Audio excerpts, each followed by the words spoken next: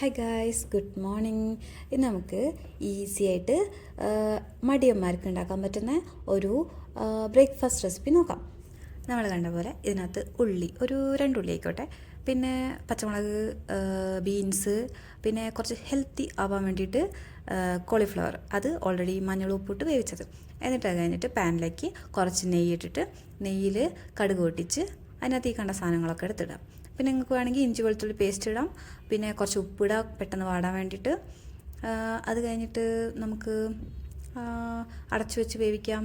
പിന്നെ ഈ സാധനങ്ങളൊക്കെ, ഈ കട്ട സാധനങ്ങളൊക്കെ ഇട്ടിട്ട് വീണ്ടും അടച്ചു വെച്ച് വേവിക്കുക. ഒക്കെ ഒന്ന് വെന്തെന്ന് നമുക്ക് തോന്നുകയാണെങ്കിൽ നമ്മളെന്താക്കുക, അടുപ്പ് തുറന്ന് നോക്കാം. പിന്നെ കുറച്ച് വെള്ളം ഒഴിച്ചിട്ട് ഒന്ന് തിളച്ചിട്ട് അതിനകത്തേക്ക് വെർമിസെല്ലി ആഡ് ചെയ്യാം.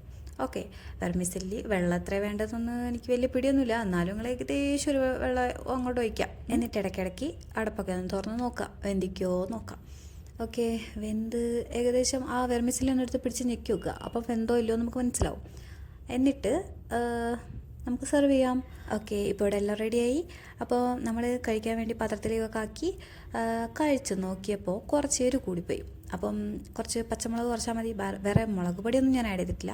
പിന്നെ ടേസ്റ്റിനും കുറച്ച് മണത്തിനും വേണ്ടിയിട്ട് കുറച്ച് മീറ്റ് മസാല ആഡ് ചെയ്തിട്ടുണ്ട്. അപ്പം മണം കേട്ട് തന്നാലോ. Okay, bye.